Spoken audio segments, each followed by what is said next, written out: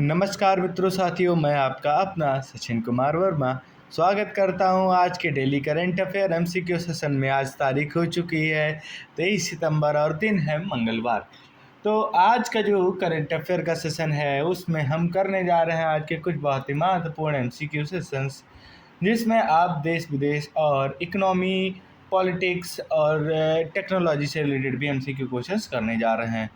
तो मैं आशा करता हूं कि जो हमारे पिछले सेशन से आपको बेहतर लग रहे होंगे, आप हमारे क्लास को देख रहे होंगे और हमारे चैनल को इसी प्रकार से अपना सपोर्ट दिखा रहे होंगे।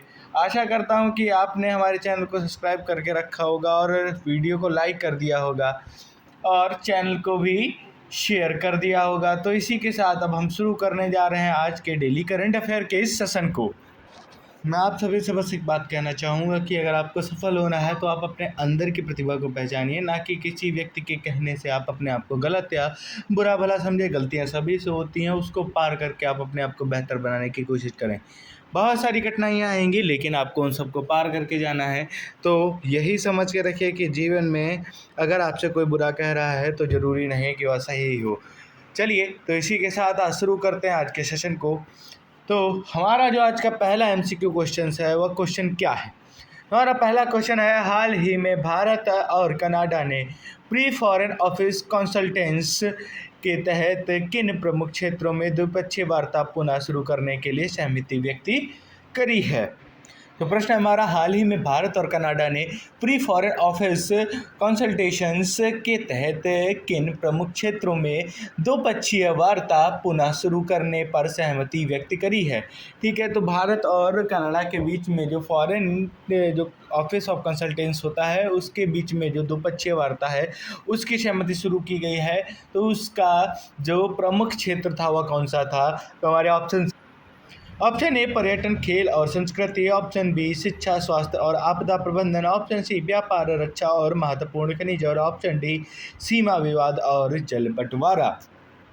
तो अभी जो कनाडा और भारत के बीच में आप सभी को पता चला था कि जो खालिस्तान मूवमेंट की वजह से भारत और जो कनाडा है इनके बीच के रिश्ते जो थे वो कहीं ना कहीं उनके बीच में खटास आई, जिसकी वजह से कुछ दिक्कतें हुई। परंतु अब जो कनाडा है वो भारत के साथ फिर से पुनः वार्ता शुरू करना चाह रहा है। तो वह किस क्षेत्रों के लिए शुरू करना चाह रहा था। हमारे ऑप्शन है पर्यटन, खेल और संस्कृति, स्वास्थ्य, शिक्षा और आपदा प्रबंधन, ऑप्शन सी है हमारा व्यापार, रक्षा और महत्वपूर्ण खनिज, और सीमा विवाद और जल बंटवारा।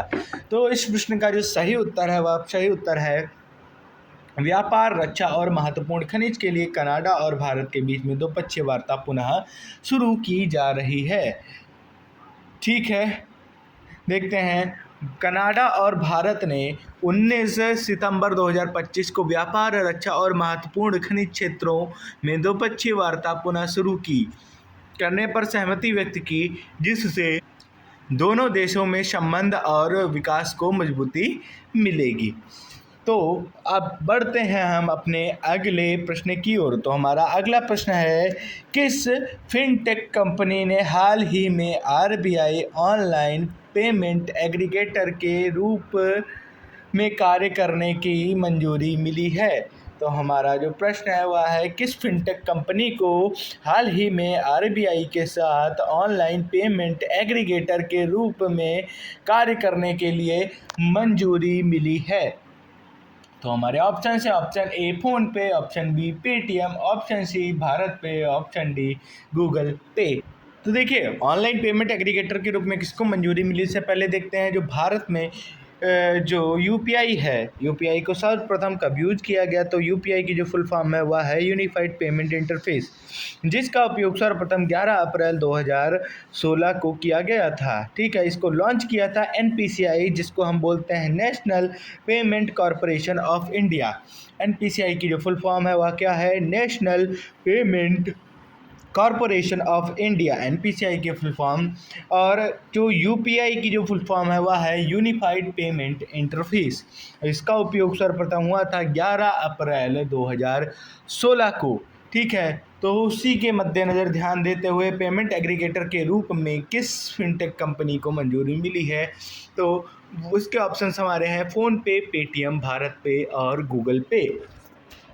तो जो इस प्रश्न का जो सही उत्तर है, तो जो फ़ोन पे है, फ़ोन पे को अभी आरबीआई के साथ पेमेंट एग्रीगेटर के रूप में अंतिम स्वीकृति दी गई है। ठीक है, भारतीय रिजर्व बैंक आरबीआई ने 19 सितंबर 2025 को फ़ोन पे को ऑनलाइन पेमेंट एग्रीगेटर के रूप में कार्य करने की अंतिम स्वीकृति दी।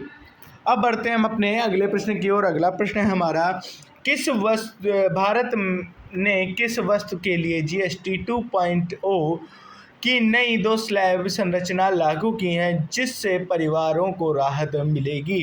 ठीक है, तो प्रश्न है हमारा, भारत ने किस वस्तु के लिए जीएसटी 2.0 की 2 स्लैब संरचना लागू की है जिससे परिवारों को राहत मिलेगी। तो हमारे ऑप्शन है, option A electronics, option B रोजमर्रा की आवश्यकताएं, ऑप्शन सी वाहन, ऑप्शन डी मोबाइल फोन्स। ये जीएसटी 2.0 है क्या?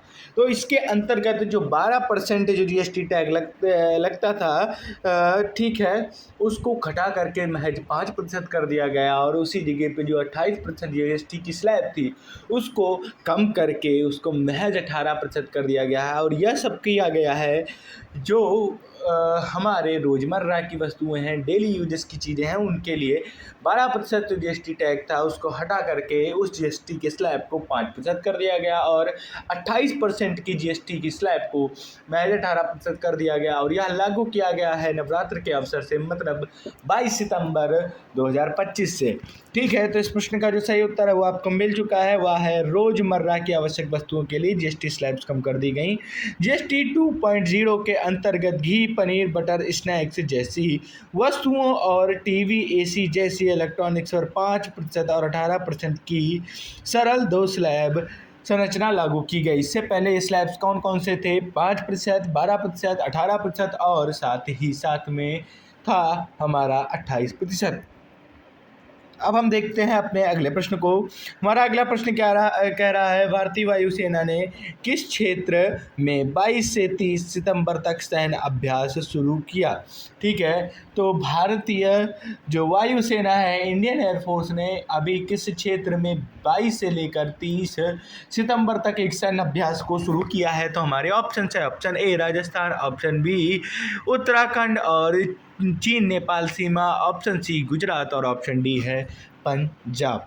ठीक है, तो अभी भारतीय वायुसेना ने 22 से 30 सितंबर तक की जो उत्तराखंड और नेपाल चीन की सीमा है वहाँ पर एक युद्ध अभ्यास, जिसको अवेयरनेस प्रोग्राम भी आप कह सकते हैं, वो शुरू किया है। ठीक है, क्योंकि अभी आपने देखा नेपाल में जो इनस्टेबिलिटी हुई है उससे कहीं ना कहीं भारत पर भी असर पड़ सकता है।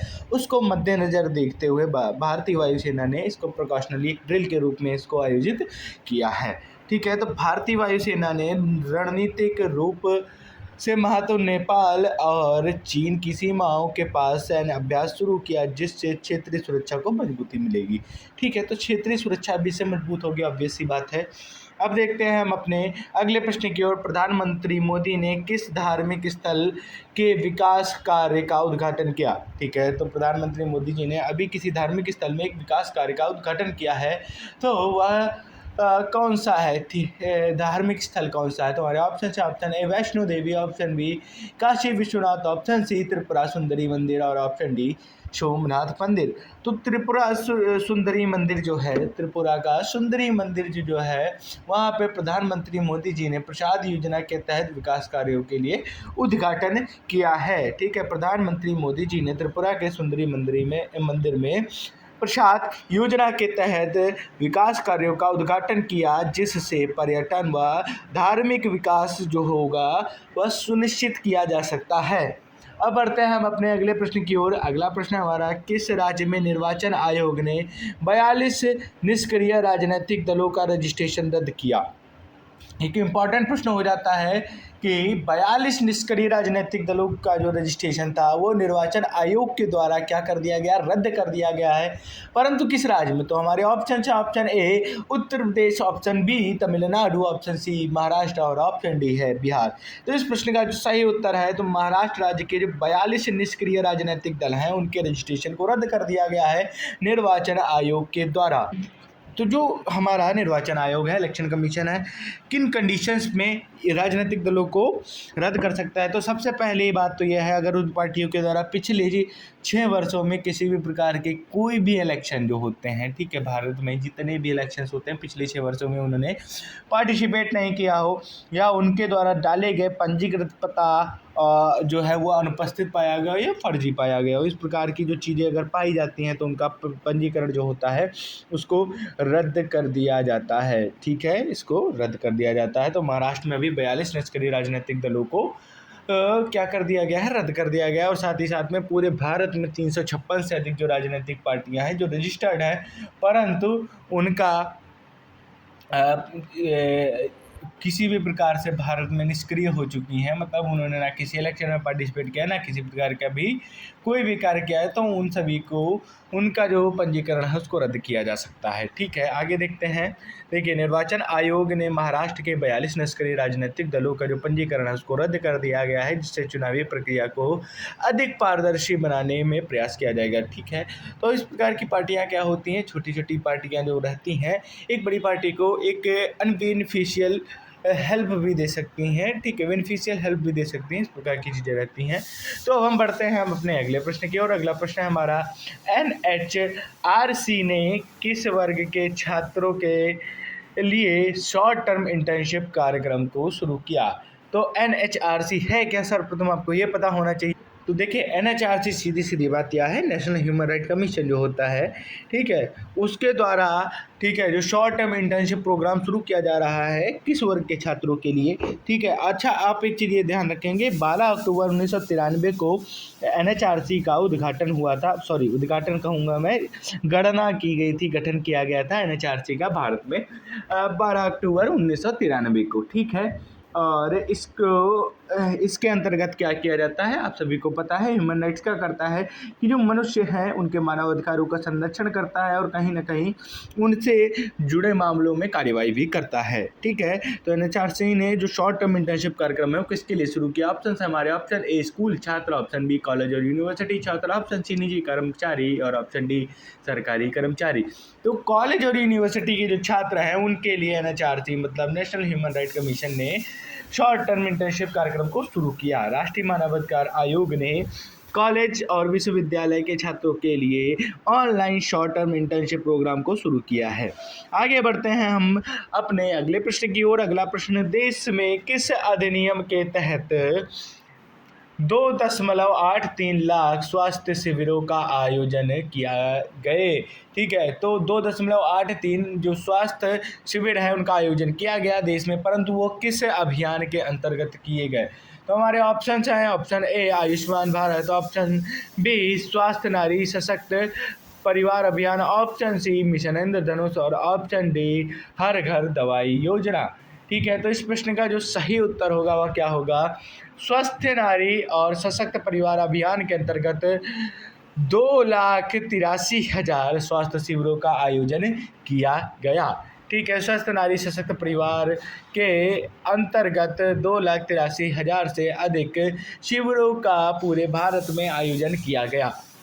आगे देखते हैं हम अपने अगले प्रश्न को। अगला प्रश्न है, किस राज्य ने कर्नाटक के अलमट्टी बांध की ऊंचाई बढ़ाने से विरोध किया है। ठीक है, तो प्रश्न है हमारा कि किस राज्य ने कर्नाटक के अलमट्टी बांध को ऊंचाई बढ़ाने के लिए उसका विरोध किया है। तो हमारे ऑप्शन है, option A Tamil Nadu, option B Telangana, option C Maharashtra और ऑप्शन सी केरला। ठीक है, तो आप सबको पता होना चाहिए जो अलमट्टी बांध है वह, तो यह कृष्णा नदी पर बंधा यह जो बांध है, ठीक है, जिसको जुलाई 2025 में बनाया गया था, और जो यह डैम जो है 560 मेगा यूनिट जो है इलेक्ट्रिसिटी प्रोड्यूस कर सकता है। इसका असली नाम जो है वह है लाल बहादुर शास्त्री डैम, ठीक है, जिसको हम अलमट्टी बांध के नाम से जानते हैं। यह एक हाइड्रो इलेक्ट्रिक प्रोजेक्ट है, इस चीज़ का ध्यान रखेंगे। तो अभी क्या है, सरकार के द्वारा इसकी जो ऊंचाई है उसको बढ़ाने के लिए प्रस्ताव रखा गया, तो जिसका विरोध तेलंगाना सरकार कर रही है। कौन कर रही है, तेलंगाना सरकार कर रही है। उनका कहना यह है कि जो कृष्णा नदी का जो जल है उसको सुरक्षित रखने के लिए अलमट्टी बांध की ऊंचाई ना बढ़ाई जा सके, जिससे उनके राज्य को भी किसी प्रकार की दिक्कत ना हो। इस प्रश्न का सही उत्तर है तेलंगाना। तेलंगाना सरकार ने कृष्णा नदी के जल को सुरक्षित रखने के लिए अलमट्टी बांध की ऊंचाई बढ़ाने का विरोध किया है। अब आगे बढ़ते हैं हम अपने अगले प्रश्न की ओर। नक्सल विरोधी कार्रवाई में अबुझमाड़ क्षेत्र जो है किन राज्यों की सीमा पर स्थित है। प्रश्न है हमारा, अबुझमाड़ क्षेत्र जो है वो किन राज्य की सीमाओं पर है। तो हमारे ऑप्शन है, option A Bihar Jharkhand, option B Uttar Pradesh और Uttarakhand, option C Maharashtra Chhattisgarh, option C Madhya Pradesh और राजस्थान। ठीक है, तो जो नक्सल जो है, नक्सल के जो विरोधी कार्रवाई है, ठीक है, वो अबुझमाड़ क्षेत्र में कराई जा रही है। ठीक है, वह किन राज्यों की सीमा पर हैं। तो इस प्रश्न का जो सही उत्तर है वह है महाराष्ट्र और छत्तीसगढ़।